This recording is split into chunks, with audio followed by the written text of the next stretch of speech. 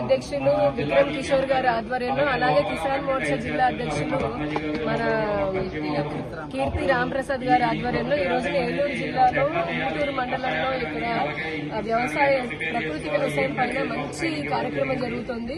బయట మనం చూడొచ్చు, ఒక మహిళా రైతు, నేను ఈ పచ్చళ్ళు వినలేదు యాక్చువల్ గా, మామూలు ఆవకాయ అవి వింటాం గానీ ఇదేంటి పునర్నవ పికిల్ అట, పునర్నవ ఆకు నుంచి, అలాగే నల్లేరు పికిల్, ఇవన్నీ కిడ్నీకి ఎముకలకి బాగా పనిచేస్తాయంటున్నారు.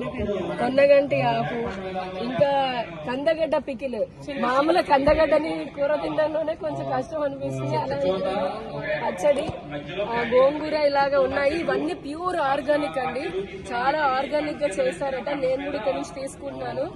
మన ఎవరి కోసమో కాదు, వీళ్ళని ఏదో మనం బాగుపరచాలి లాభపరచాలని కాదు, మన ఆరోగ్యం బాగుండాలంటే మనం ఆర్గానిక్ తినాలి.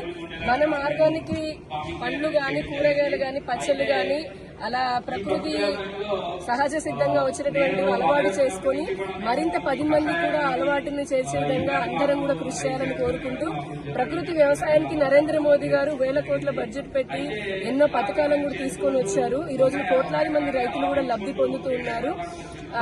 మామూలు సాధారణ రైతులకు కూడా 22 పథకాలకు పైన కూడా కేంద్ర ప్రభుత్వం నరేంద్ర మోదీ గారి ఆధ్వర్యంలో ఎంతో ప్రోత్సాహాలు అందిస్తుంది. వాటన్నిటినీ తెలుసుకుందాము, 10 మందికి కూడా మనం చేరవేద్దామని చెప్పి తెలియజేసుకుంటున్నాను.